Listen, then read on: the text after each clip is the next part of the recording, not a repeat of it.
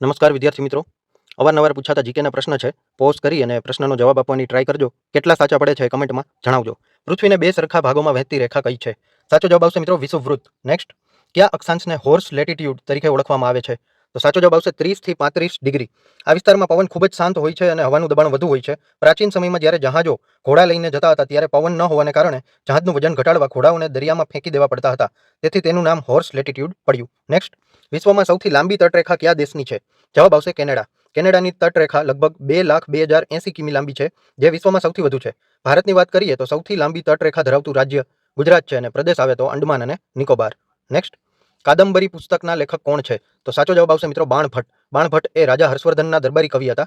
તેમણે હર્ષચરિત અને કાદંબરી જેવી મહાન કૃતિઓની રચના કરી હતી. નેક્સ્ટ, વિશ્વનું સૌથી મોટું રણ કયું છે? તો જવાબ આવશે મિત્રો સહારા.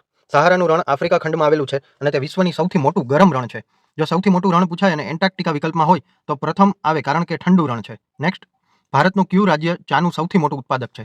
જવાબ આવશે આસામ.